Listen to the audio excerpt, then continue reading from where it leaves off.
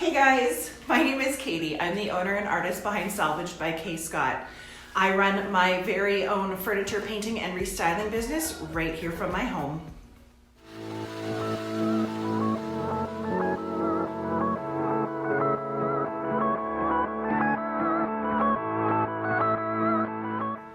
Yesterday I was lucky enough to pick up quite a few pieces of vintage and antique furniture that I'm going to be flipping and reselling for a profit. Today I thought I'd take you guys along with me as I get these pieces prepared or prepped and ready for their paint jobs. There's a little bit of a misconception out there that furniture paints like chalk paints or mineral-based paints are no prep, meaning they don't require any preparation before you start painting. The fact is, it's simply not true. To get the best quality finish that's going to last and stand the test of time, you do need to do a few things to get your piece ready for painting. Make sure you're also following along with me on my Facebook and Instagram accounts so you can see what these pieces look like when I get them all finished up.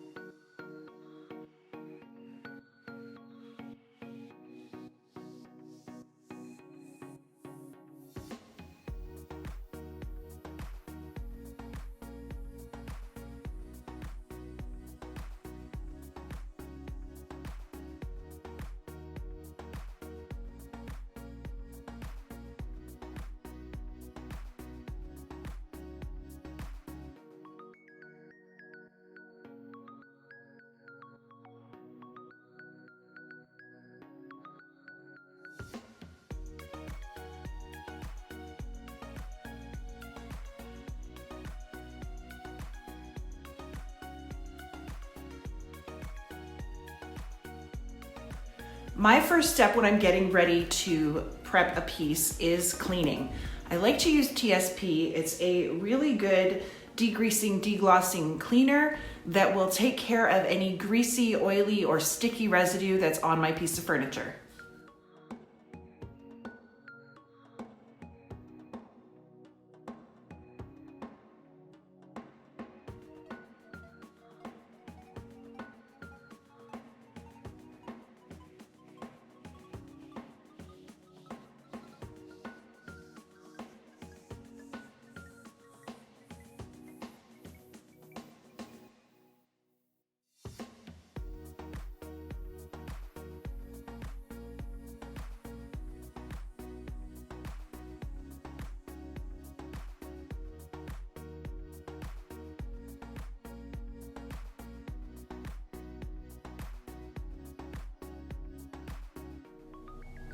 If you've got a piece that's got a lot of fine details or little grooves that you want to get down into, don't be afraid to go at it with a soft scrub brush.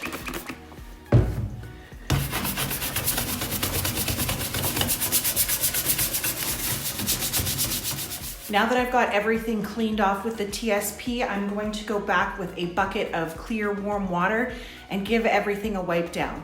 One, there's still a lot of grime on there that will come off when I do this. And two, I want to get all of that cleaner residue off of my piece.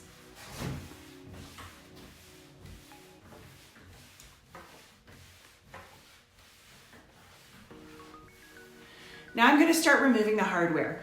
On this nice long dresser, I'm going to be adding new hardware.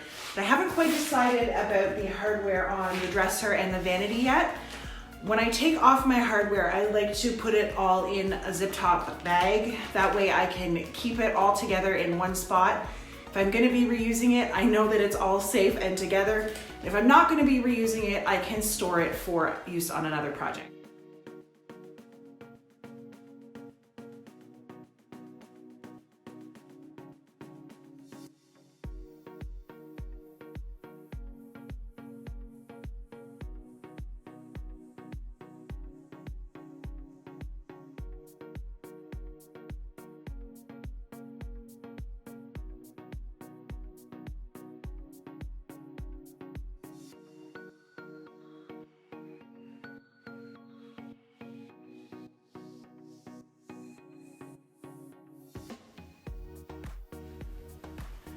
Now, since I'm going to be putting new hardware on these drawers, I'm going to need to fill in the original hardware holes. I'm gonna do this next. I like to put a little piece of tape on the inside of these holes so that when I put my filler in the holes, it's not just oozing out the back and making a mess inside my drawer.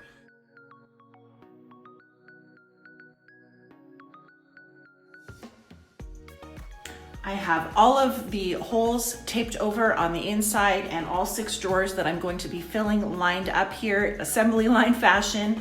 Today, to fill these holes, I'm going to be using this LePage wood filler. Really, any wood filler will do for this process. You could even use a drywall spackle that you'd use to fill holes in your walls, or a Bondo works well. This is what the wood filler looks like. It's basically just sawdust and glue.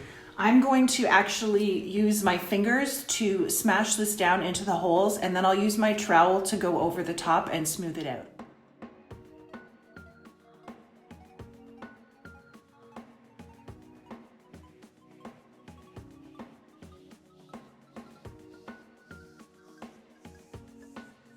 All right, everything is filled up.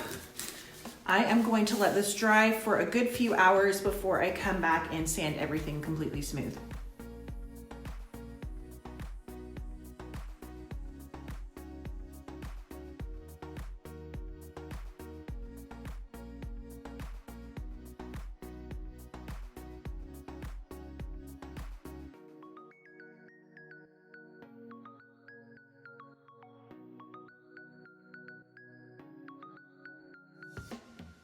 And now comes the messy part. I am going to be using my random orbital sander with some 220 grit sandpaper to smooth down all of those areas that I filled, as well as buff out any scratches or gouges in the surface of my pieces.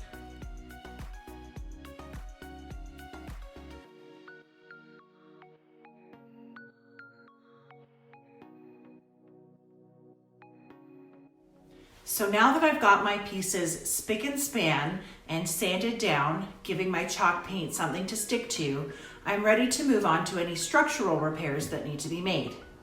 This long 9-drawer dresser is in excellent condition. All of the drawers are in great working order, and there isn't really much else to do to it. The other piece, however, is a little bit older and in a little bit rougher condition. The bottoms of the drawer slides were completely worn down, so much so that the drawer stop has actually eaten right through the bottom of this drawer. This drawer is probably going to end up getting a new bottom, and I'm currently trying to mold some new runners for this to slide on. Now, I'm not going to get into those major kinds of repairs in this video. That's a whole video all on its own, and actually the techniques that I'm using on that drawer right now, I've never done before, so I'm gonna play around with it on this dresser, and if I figure out a technique that I think is easy enough to share, I will be sure and make a video about that in the future.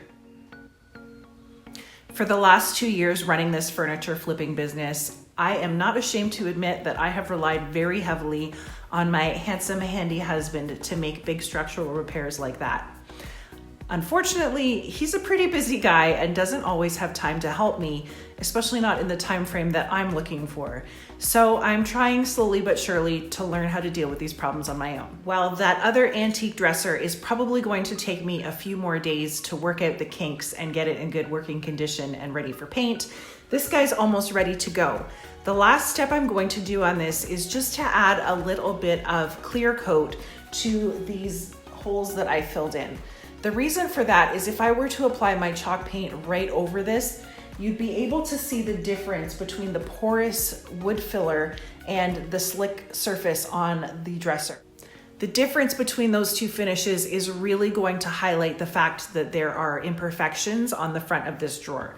So by sealing it with a quick coat of clear sealer, I'll be able to unify the finish underneath the paint, so when I put my paint on, it looks like one smooth finish.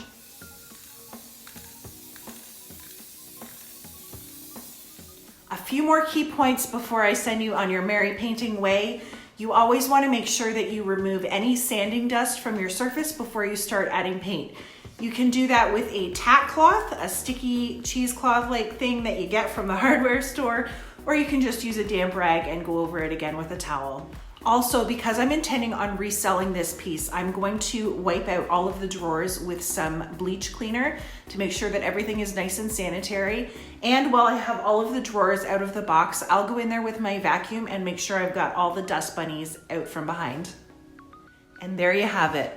Those are the basic preparations that you need to make to a piece of furniture before you go at it with one of those no prep furniture paints. Like I mentioned at the beginning of the video, make sure you follow along with me on Instagram and Facebook for your chance to see what all of these pieces look like when I finally get around to painting them.